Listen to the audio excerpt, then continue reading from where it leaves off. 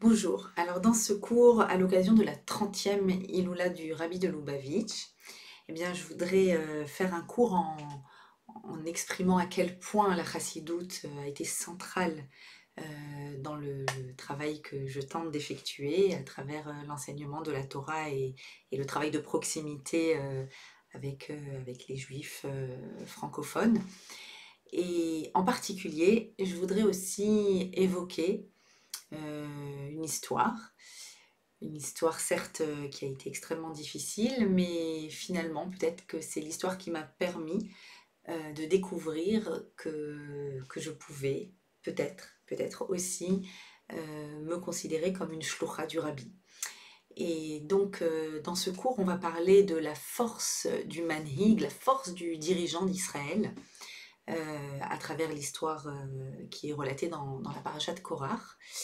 Et notamment, on va s'attacher à la force du manhig qui arrive et qui doit s'occuper de Am Israël au lendemain de la Shoah, qui doit faire renaître de ses cendres la force du peuple d'Israël, sa capacité à se relever, sa capacité à se reconstruire. Et c'est à l'échelle collective, bien sûr, mais je vous raconterai comment à l'échelle individuelle aussi, le Rabbi m'a donné la force de me relever. Alors, je voudrais citer un enseignement, bien sûr issu des sikhot du Rabbi, mais qui est enseigné par le Rav Jacobson. Et je crois que c'est un enseignement qui décrit parfaitement bien ce qu'est un manig, ce qu'est un dirigeant du peuple d'Israël. Alors dans notre paracha, c'est une paracha extrêmement triste qui parle de la division. C'est son thème, la division au sein du peuple. Et on sait ô combien la division nous a coûté cher. La division du peuple d'Israël à toutes les époques, et l'époque la plus contemporaine, c'est-à-dire juste avant le 7 octobre. Le peuple d'Israël ne peut pas se permettre, il est Am Echad, c'est un peuple un.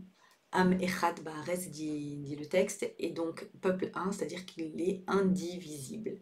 Et quand des voix viennent et cherchent à diviser, et cherchent à créer des clans, eh bien le résultat est absolument terrible, et on voit dans notre paracha 3 conséquences directes de cette division que met en place Korach, euh, qui est tout simplement le cousin premier degré de Moshe Rabbeinu et qui a pris ombrage de la nomination d'un autre cousin.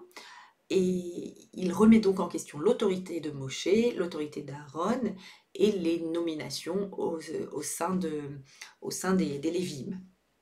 Donc, qui sont des titres qui ne sont pas des titres honorifiques, qui sont des titres de responsabilité, mais dans lesquels Korach voit un titre honorifique également. Et donc, il remet en question l'autorité de Moshe en fait, la façon dont les personnes sont nommées. Alors, il va y avoir 3 punitions. La première, concernant Korach et sa faction, c'est la fameuse histoire de la terre qui s'ouvre, un peu comme pour dire qu'il n'y a pas de place sur terre, quelqu'un qui n'a pas trouvé sa place, qui ne sait pas quel est son makom, eh bien il n'a plus de makom sur terre, et donc littéralement la terre va s'ouvrir et va l'avaler, lui et ses familles et ses hommes. Mais ce n'est pas tout. Il y a 250 personnes qui ont amené l'encens, qui ont fait brûler l'encens, les fameuses odeurs extraordinaires qui se trouvaient au sein du tabernacle. Et donc, il va y avoir un feu qui va dévorer tout ça, toutes ces personnes. Et donc, c'est la deuxième punition. Et la troisième conséquence également, il va y avoir des plaintes et donc il y aura une épidémie qui va commencer à faire énormément de victimes, et cette épidémie va être miraculeusement arrêtée par la Kétoret.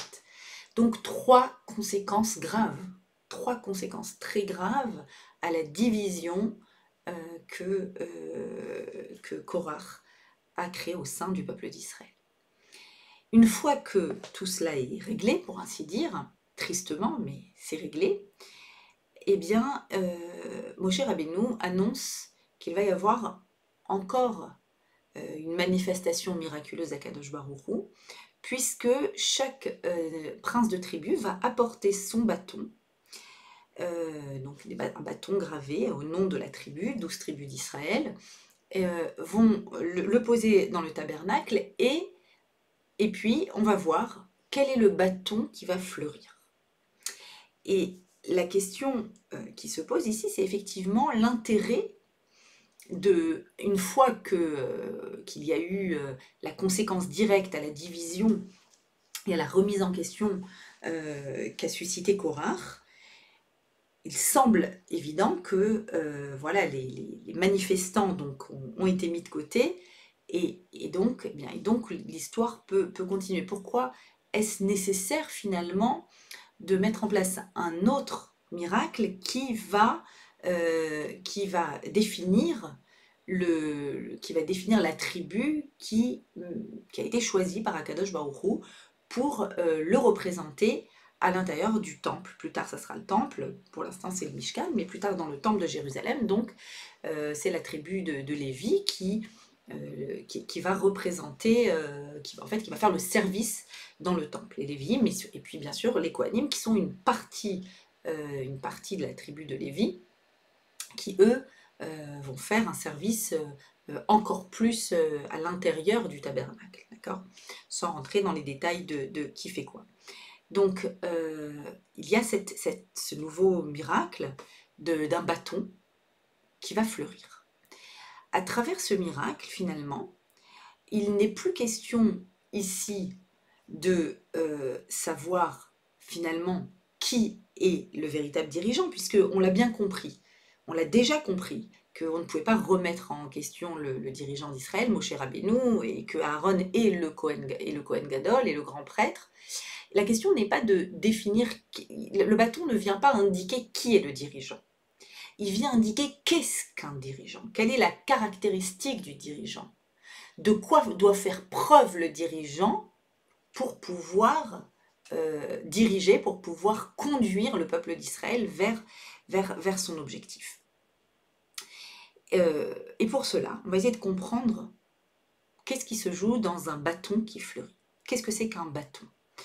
Un bâton, c'est un bout d'arbre qui a été coupé de sa source, qui a été coupé de sa racine, et donc qui est sec, qui n'a plus de vitalité en lui, il n'a plus aucune possibilité de vitalité puisqu'il est déconnecté de sa source. Il est utile en tant qu'objet inanimé, objet inerte, je dirais.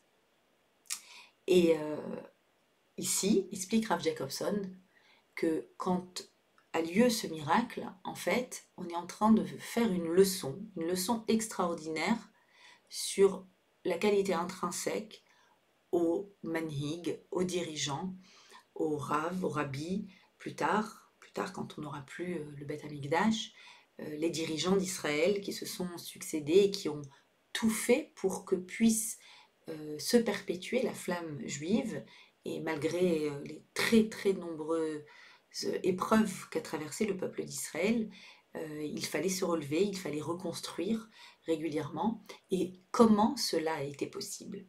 Eh bien, le dirigeant juif est celui qui, quand tout le monde voit un désert, lui, il voit un oasis. Lui, il voit la possibilité de faire fleurir le désert ou de faire rejaillir une pousse à l'intérieur d'un bâton qui est pourtant apparemment coupé de sa source. Le texte va préciser qu'une fois qu'on a vu que les bâtons, qu'un seul bâton qui s'est mis à faire fleurir, où il y a des fleurs d'amandier et même des amandes, et bien juste après, voilà, le texte dit dans le chapitre 17, Vayotse Moshe et kol hamatot milifnei Hashem. Donc il a sorti tous les bâtons devant Dieu, El Kol Bnei Israël, qui était devant Dieu, donc il les a amenés devant les Bnei Israël, Vaïrou, ils ont vu par eux-mêmes, Vaïkrou Ish Matéou. Chacun a récupéré son bâton. Cette précision est étrange, elle a l'air inutile, c'est-à-dire que la Torah ne dit que les éléments les plus fondamentaux, les plus pertinents. Et là, on se dit, bon, bah forcément, oui, ils ont sûrement pas laissé les bâtons à l'intérieur, certainement que chacun a récupéré le sien. Pourquoi est-ce important de le préciser? Mais il faut comprendre qu'ils ont assisté à ce moment-là à quelque chose de très, très, très impressionnant. Ici,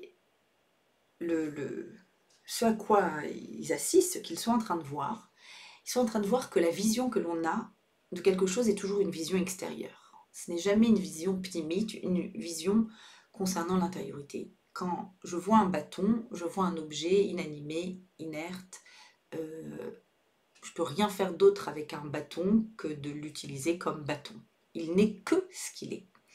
Et là, on est en train de leur enseigner que celui qui est dirigeant, c'est celui qui ne s'arrête pas à cette vision extérieure, mais qui va aller chercher un potentiel intérieur qui est capable de faire jaillir une pousse, et cette pousse va donner des fleurs, va donner des fruits, et donc une vitalité va naître de l'endroit le plus improbable dans lequel il est insensé d'imaginer qu'il y a une vitalité.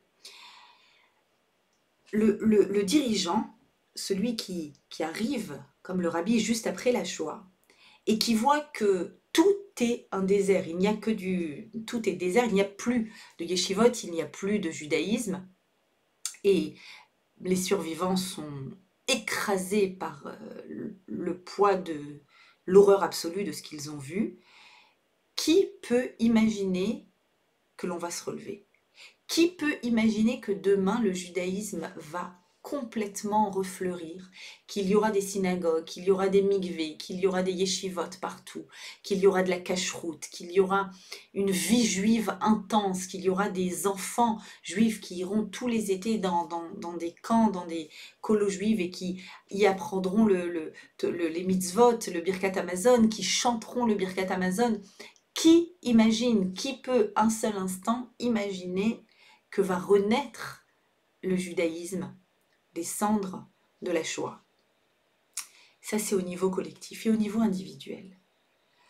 Au niveau individuel, combien de fois il nous arrive de nous sentir complètement vides, complètement secs, complètement creux, qu'il n'y a à l'intérieur de nous plus rien de vivant, qu'on n'arrive plus à générer aucune vitalité en nous, que rien ne nous motive, que rien ne nous pousse à aller de l'avant, qu'on est vraiment écrasé par un poids. Ça peut être une épreuve, ça peut être une relation qui se passe mal, ça peut être une perte d'espoir. On se sent combien de fois vide, vidé. On fait peut-être bêtement des interprétations. S'il m'arrive des choses tellement négatives, est-ce que Dieu m'aime? Est-ce que je suis légitime? Est-ce que mon avenir semble incertain? Est-ce qu'il y aura un demain? Est-ce qu'il y aura un après-épreuve? Combien de fois nous sommes face à cette sensation-là de n'être rien d'autre qu'un bout de bois asséché? Jamais on imaginerait qu'on puisse refleurir. Pas seulement refleurir, fabriquer tout de suite des fleurs, et tout de suite des amandes, des fruits, et que tout de suite rejaillisse quelque chose qui est de l'ordre de la vitalité à l'intérieur de nous. Le dirigeant est celui qui réceptionne les souffrances, les tragédies, le malheur, l'épreuve, la difficulté, le vide que peut ressentir un juif, une juive dans le monde, et il va réussir à reconnecter cette personne à sa vitalité intérieure. Personne n'est jamais condamné, jamais, et des fois notre histoire bien sûr nous sensibilise, mais elle ne nous condamne jamais, et si on arrive à pouvoir toucher notre propre source de vie, ce qu'il y a de toujours et d'inaltérable à l'intérieur de nous, c'est-à-dire cette neshama qui est chelek elokam ma'al, qui est un bout de Dieu. Si on arrive à se connecter à cette intériorité, eh bien, de nouveau, va pouvoir rejaillir cette plante qui va pousser, cette force de vie va être plus forte que ce qui nous a tiré vers le bas, et on va pouvoir générer à l'intérieur de nous une énergie nouvelle. Si chacune des 12 tribus reprend son bâton, c'est tout simplement parce qu'ils ont compris le message. Vous êtes chacun des Nessim, vous êtes chacun des princes. Prenez votre bâton et faites-le fleurir à votre tour. Prenez votre tribu et faites-la fleurir. Etz Chaim hi la Machazikimba. Elle est un arbre, la Torah est un arbre de vie, la Machazikimba, pour ceux qui la tiennent, pour ceux qui la saisissent. Il faut saisir, il faut la saisir, il faut prendre ce bâton. Et il faut dire, je sais que derrière la vision extérieure de quelque chose d'inerte, d'inanimé, il y a une vitalité extraordinaire. Et une force que l'on ne soupçonne même pas, va pouvoir jaillir, va pouvoir sortir. Le rabbi, au-delà en plus de cette énergie qu'il donnait à tout un chacun, qui sont relatées par des milliers d'histoires de personnes qui venaient le voir, il redonnait force, courage et mouna, mais également il responsabilisait chaque personne. Ça veut dire quoi responsabiliser une personne? Et pourquoi, même au sein d'une famille, une maman, un papa doit responsabiliser son enfant? On fait un cadeau à notre enfant quand on le responsabilise, quand on le nomme responsable de quelque chose, d'un frère, d'une sœur, d'une action dans la maison, de mettre en place, faire quelque chose dans la maison qui est son rôle, sa fonction, sa responsabilité. Quand on responsabilise une personne, qu'est-ce qu'on fait? On lui dit tu es capable. On lui dit tu as une force d'influence. Et à partir de ce moment-là, la personne se connecte à ce qu'il y a de vivant en elle, à sa force d'influence. Quand on est en train d'influencer, on ne peut pas être influencé. On est soit actif, soit passif. Être influencé, c'est l'expression d'une posture psychique passive. Quelqu'un est passif et l'extérieur vient et va venir le modeler. Ça, c'est Ra. Ça, c'est Kol Hipalut Ra'a, dit Rav Moshe Shapira en citant, je crois, le Maharal. Kol Hipalut Ra, c'est-à-dire à chaque fois qu'on est dans un état de passivité, on est dans quelque chose de négatif. Alors que quand on est dans l'action, on est dans le tov, on est en train de modeler, on est en train d'agir, on est en train de faire. Et pour faire, on se connecte forcément à sa source, à sa propre origine, à son lien avec Akadosh Baruch Hu. Et donc le rabbi, ce qu'il faisait, c'est qu'il responsabilisait toute personne. En donnant $1 à mettre à la tzedaka, mais il disait, tu es capable de faire une action dans le monde qui va changer le monde. Il y a cette fameuse, ce fameux extrait que certainement beaucoup connaissent et qui est extrêmement parlant, je trouve, d'une femme qui est, je ne sais plus si elle est Miss Israël ou Miss Univers, et qui vient visiter le rabbi il y a de nombreuses années. Et donc elle a été élue Miss Univers, et elle le raconte au rabbi. Alors c'est drôle d'imaginer une situation, voilà, un rave qui est entièrement rouard, qui est entièrement spirituel et qui reçoit une personne, voilà, qui a été jugée selon son aspect physique. Et sans hésiter, je crois qu'il dit au début à cette femme, Kol Kvoda Bat Melech Pnima, j'espère ne pas faire d'erreur, mais je crois qu'il lui rappelle que ce qui compte, c'est l'intériorité, ce qui compte, c'est nos ressources, notre force intérieure, cette capacité de faire jaillir quelque chose de l'intérieur, mais surtout, il la nomme responsable. Il la nomme responsable d'influencer ses amis. Tu vas retourner en Israël, tu as sûrement des amis de ce concours de beauté. Va et parle-leur, va et agis auprès de ces femmes. Alors, qui est cette Miss? Est-ce qu'elle est capable d'agir? Est-ce qu'elle est capable d'influencer? À partir du moment où on lui dit va et influence, en fait, elle l'est. Et il y a quelque chose ici d'absolument phénoménal. C'est-à-dire dans la possibilité à dire à chacun, à donner à chacun un rôle, une fonction, et qui sera sa place. Korach cherche sa place. Il cherche sa place en voulant être calife à la place du calife. Et en fait, ici, le rabbi, il dit À vous de trouver votre place, mais pour ça, il faut agir. Va et agis. Et en agissant, tu vas découvrir ta place.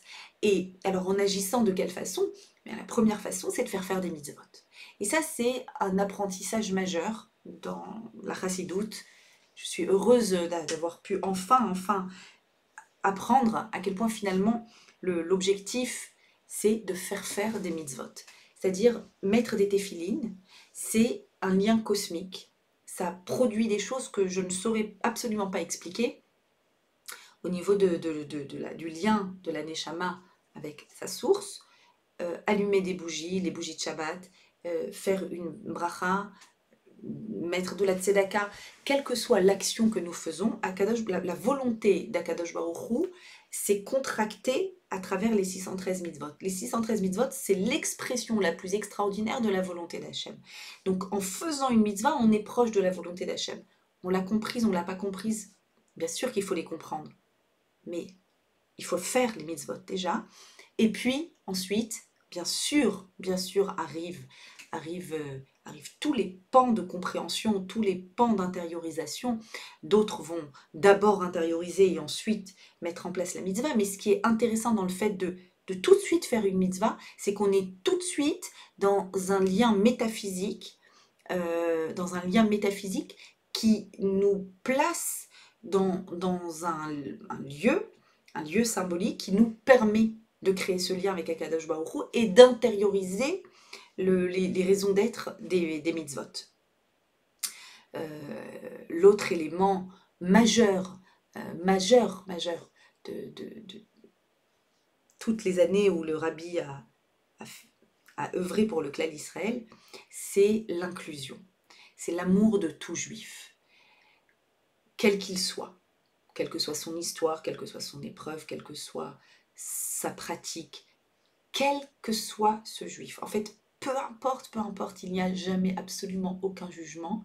Et l'inclusion et cet amour, cet amour de tout le clan d'Israël, qui englobe tout le clan d'Israël, et c'est je crois, une des révélations majeures dont nous avons bénéficié depuis après la Shoah, depuis l'œuvre du Rabbi, cette capacité à ne pas porter de regard extérieur, à ne pas porter de regard superficiel, à ne jamais voir le bâton, à voir la fleur qui pousse partout et dans toute situation.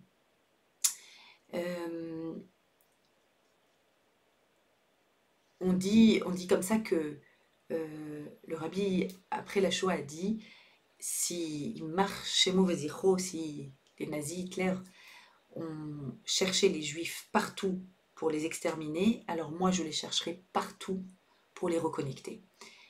Et c'est effectivement cette énergie colossale, infinie, que l'on observe, cet amour de toute personne, cette inclusion, cette capacité à connecter toute personne à sa source, de façon métaphysique, à responsabiliser tous les juifs et à continuer d'œuvrer, après sa disparition, à continuer d'œuvrer partout dans le monde, à œuvrer pour que Am Israël se relève, pour que Am Israël progresse, pour qu'il y ait une avancée, pour que tous les bâtons puissent fleurir, pour que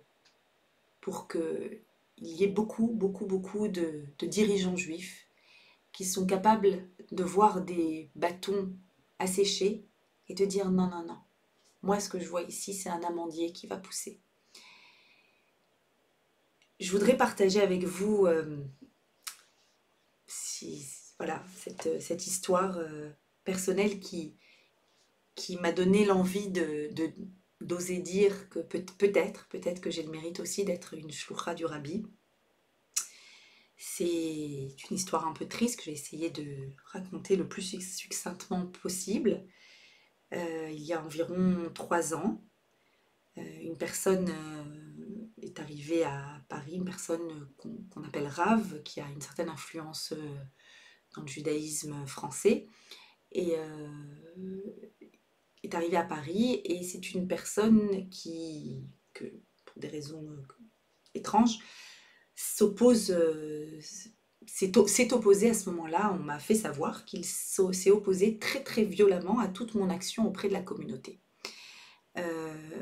Tant et si bien que cette personne a lancé une fatwa colossale à mon encontre, en diffusant beaucoup de propos calomnieux, en les diffusant de partout.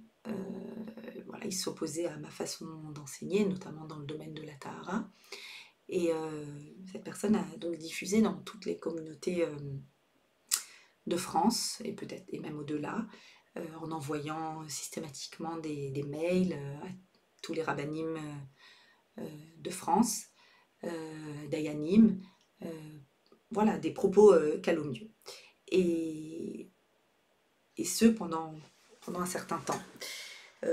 Dans l'objectif donc de bloquer mes actions, de bloquer ma possibilité de continuer à donner des cours ou à œuvrer à un minuscule niveau pour Am Israël. Et un peu comme dans la fameuse allégorie du Chavetz Chaim, du coussin rempli de plumes que l'on déchire et que l'on jette au vent, avec toutes ces plumes qui vont diffuser de partout et qu'il est impossible de rattraper. On était dans une situation de Motzi Shemra, de propos calomnieux, de diffamation.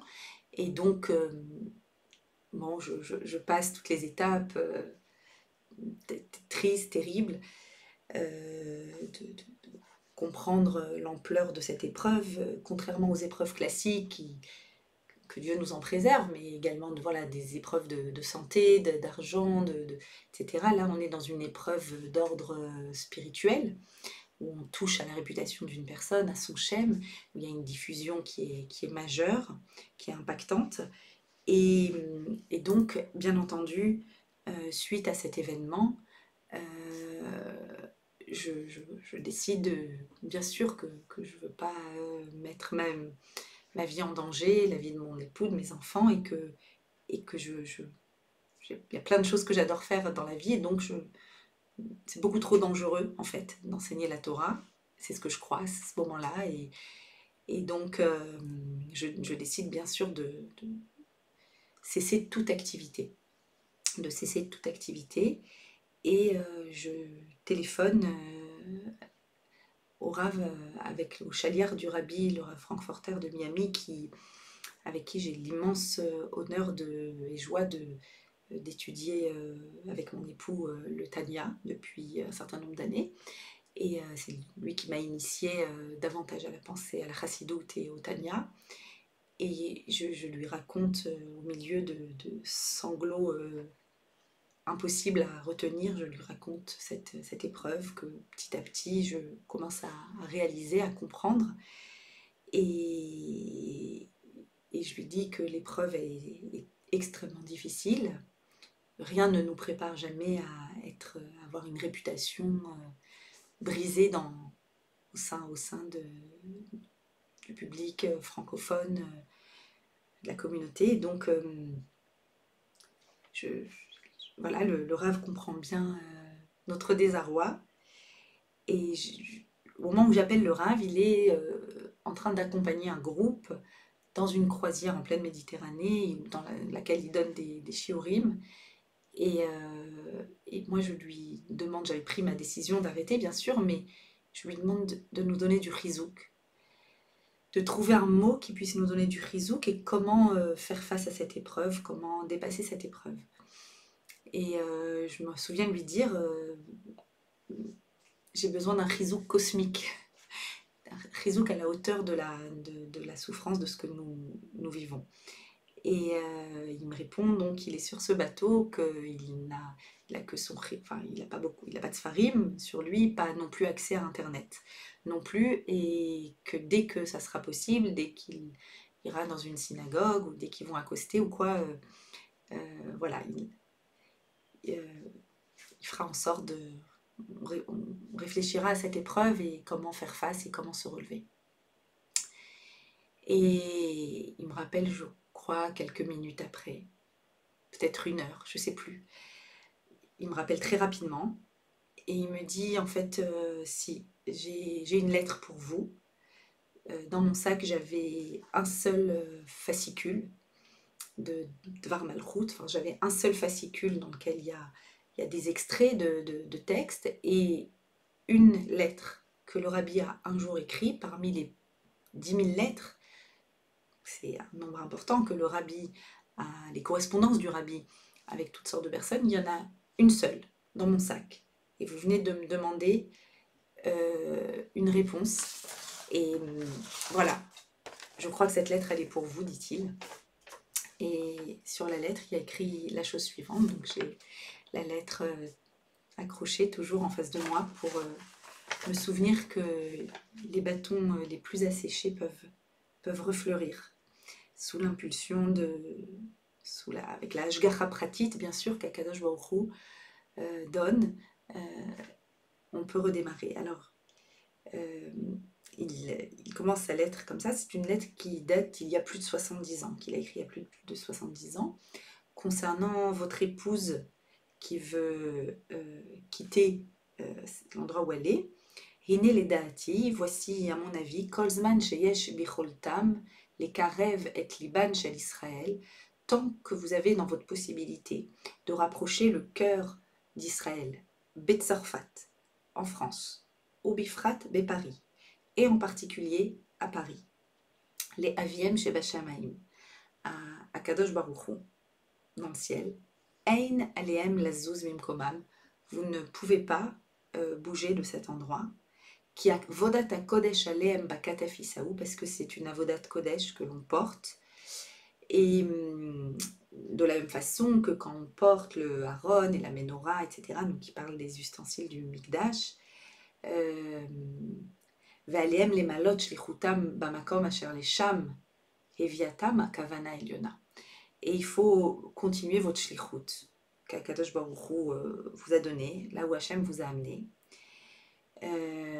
Et venitnu lahem akochot, et les forces leur ont été données, les ha'ir et kol medina kula, d'éclairer tout le pays, bener mitzvah vetorah or ou ma'or sheba Torah, de l'éclairer avec la lumière de la mitzvah, la lumière de la Torah. Voilà. C'est la lettre donc, qui m'a été donnée à cette occasion. Ça a été un processus long. Ça me prend des années avant de pouvoir même en parler, tellement l'épreuve a été difficile.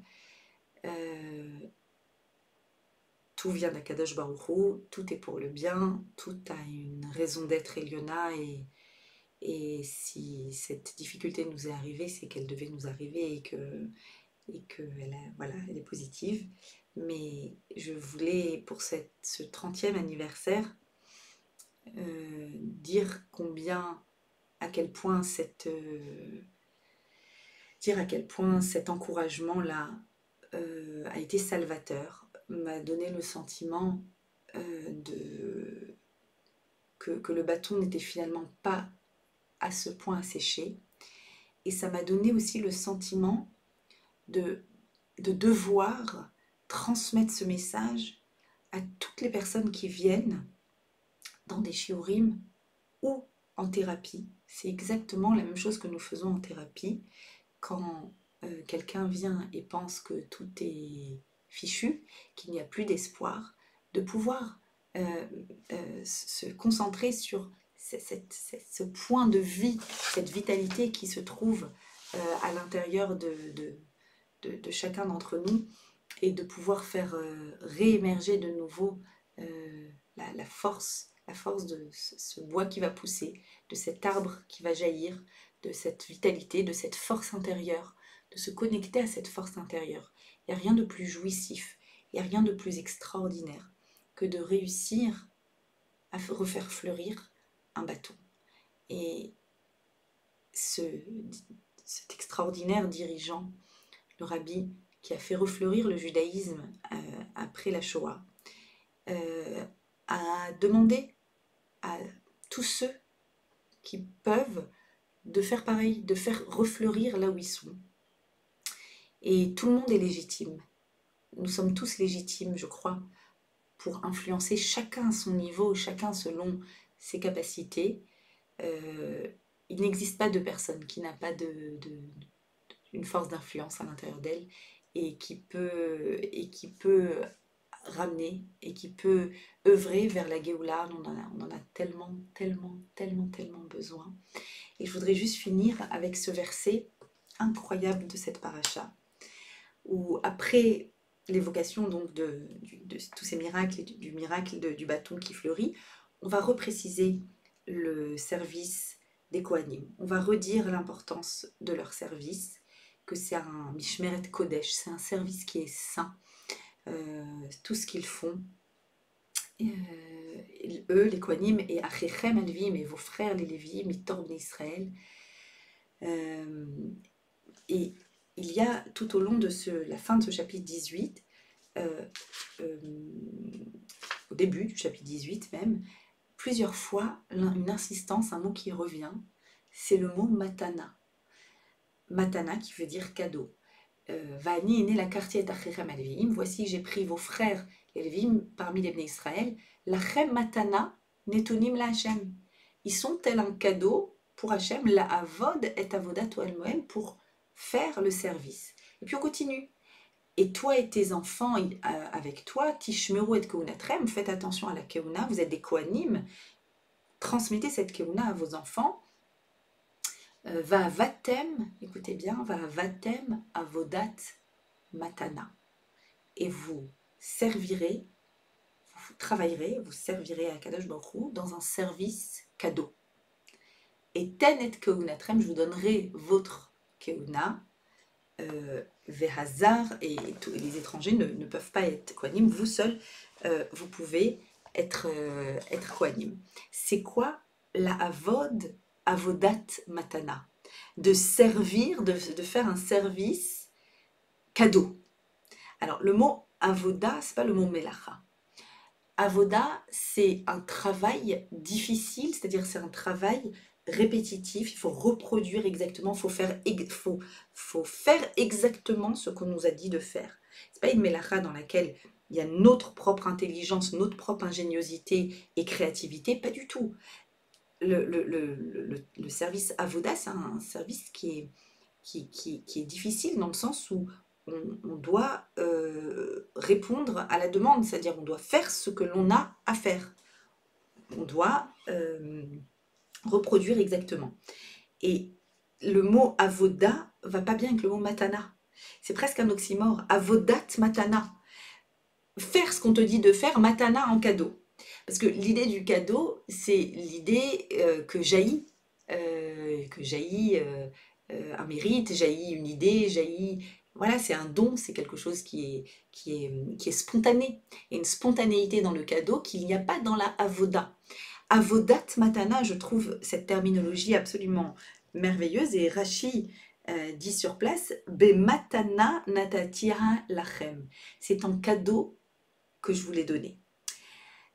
N'oubliez pas que quand vous faites ça, quand vous faites ce que vous faites, dit-il au Kohanim, vous avez un cadeau. C'est un cadeau que je vous ai donné de faire.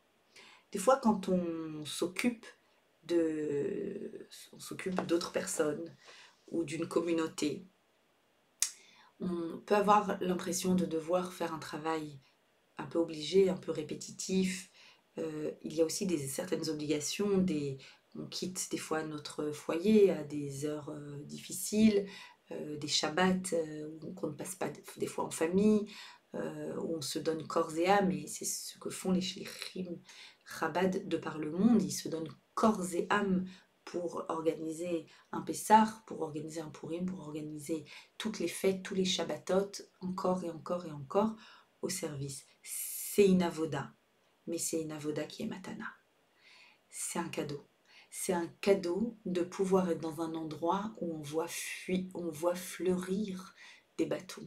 C'est un cadeau d'assister au miracle de la floraison perpétuelle du Ham Israël. Quand on a en face de nous ces yeux qui brillent et qui disent « Quoi, je suis légitime pour allumer des bougies de Shabbat ? Quoi, je suis légitime pour faire une prière ? je peux moi-même prier, je peux moi-même parler à Kadosh Baruch Hu, quoi vraiment, à Kadosh Baruch Hu même, quoi vraiment j'ai de la valeur devant le roi des rois, quand on voit en face de nous ces yeux qui brillent de toutes ces personnes qui sentent cette connexion avec le Créateur du monde et qui sentent qu'ils ont à l'intérieur d'eux quelque chose de profondément vivant, alors c'est effectivement une avodat matana. Shabbat shalom.